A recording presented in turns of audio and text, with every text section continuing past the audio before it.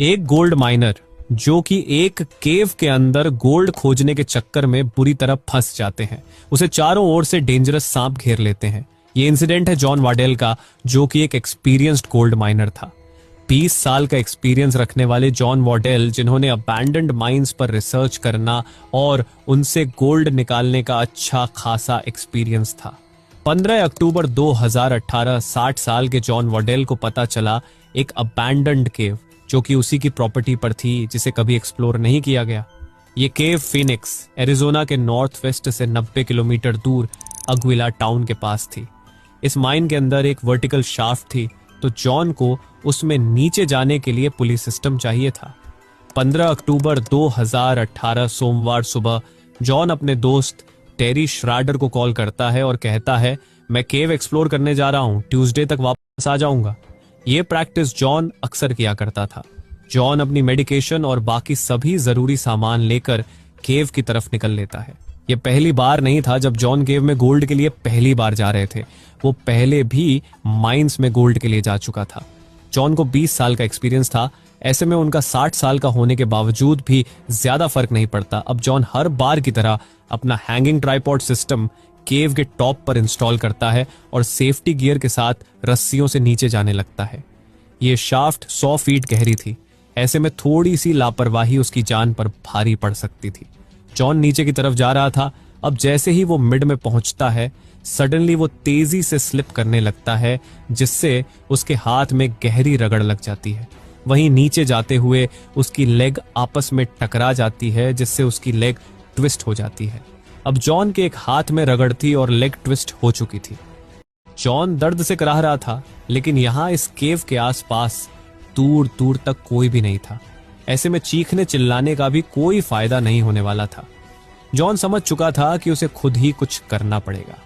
John वैसे भी पहले EMT रह चुका था, यानी इमरजेंसी मेडिकल टेक्नीशियन, तो उसे पता था कि उसे क्या करना पड़ेगा।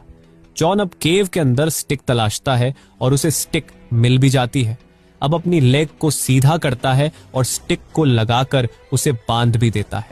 अब बारी आगे चलने की। अब जैसे ही जॉन उठने की कोशिश करता है, उसके सामने एक सांप होता है, वो भी काफी डेंजरस। अब जॉन डर जाता है, लेकिन वो स्टिक की मदद से उस सांप को मार देता है। अब बाहर का वेदर ठंडा हो रहा था और जॉन को अंदर भी ठंड फील हो रही थी, लेकिन वो खुद को रिलैक्स करने की कोशिश कर रहा था। जॉन की लाइट्स की बैटरी भी डेड हो चुकी थी। अब जॉन एकदम अंधेरे में था। तभी कुछ आवाज आती है। जॉन को लगा कोई है। वो खुश होता है कि शायद अब वो बाहर निकल जाएगा, लेकिन यह सिर्फ उसकी गलतफहमी थी, जबकि यह साउंड सांप की थी जो दूसरी ओर से फुंकार भर रहा था। जॉन एकदम डर जाता है, लेकिन वो हिम्मत कर स्टिक से सांप को मारता है और लगातार हिट करने से सांप भी अब मर चुका था।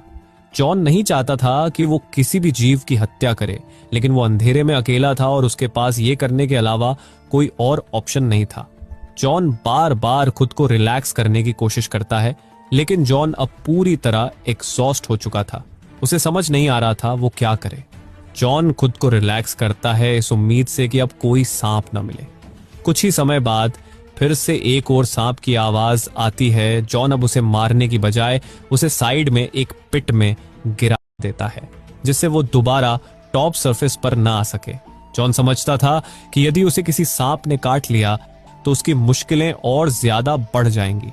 अब जॉन आराम करता है। जॉन के पास पानी और फूड सब कुछ खत्म हो चुका था। जॉन ब्लिस्टर से पानी कलेक्ट कर उसी से काम चला रहा था। जॉन अब नेक्स्ट डे मॉर्निंग उठता है इस उम्मीद के साथ कि कोई आसपास आ जाए जो उसकी मदद कर सके। अब जॉन की आखिरी उम्मीद बची थी, वो थी अपनी टूटी हुई लेग के साथ ही ऊपर चढ़ जाए। अब जॉन एकदम फुल एफर्ट के साथ स्टेप बाय स्टेप ऊपर चढ़ता है। तभी रास्ते में उसे फिर कुछ आवाज सुनाई देती है। उसे लगा कोई कार के इंजन की आवाज है, लेकिन वो गलत था।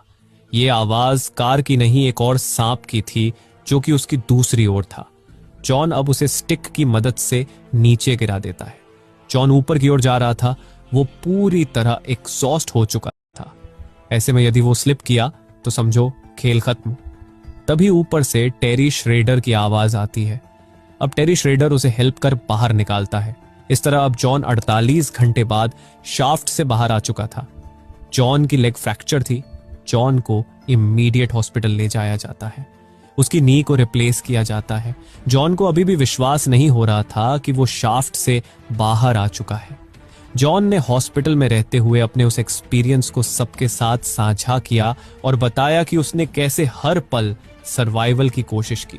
उसने बताया कि जब वो पहली बार केव में गिरा और चोटिल हुआ, तब उसे लगा कि शायद अब वो कभी भी बाहर नहीं निकल पाएगा, लेकिन अपने EMT ट्रेनिंग और इयर्स ऑफ एक्सपीरियंस के सहारे उसने खुद को संभाला और हर स्थिति में शांति से प्रतिक्रिया की। जैसे जैसे उसकी तबीयत में सुधार हुआ, जॉन ने यह ठान लिया कि अब वो इस तरह का एडवेंचर अकेला नहीं करेगा। उसने डिसाइड किया कि वो अपने इस एक्सपीरियंस को लोगों तक पहुंचाएगा ताकि कोई और ऐसी मिस्टेक ना करे। उसने इस इंसिडेंट को एक सीख की तरह लिया और लोकल न्यूज चैनल्स पर इस बारे में बात की ताकि लोग अबैंडन्ड माइंस की खतरनाक सच्चाई से अवेयर हो सके। कुछ महीनों के बाद जॉन पूरी तरह से ठीक हो चुका था, लेकिन उसका ये एक्सपीरियंस हमेशा उसके साथ एक याद की तरह रहा। उसने अपने करीबी दोस्तों और परिवार के साथ इस बात को सेलिब्रेट किया कि वो उस खतरनाक जगह से सुरक्षित बाहर निकल पाया। इस घटना के बाद जॉन ने फैसला किया अब वो अपनी लाइफ को और भी ज्यादा केयरफुली और सेफली जिएगा और कभी भी बिना प्रॉपर सपोर्ट के किसी एडवेंचर में नहीं जाएगा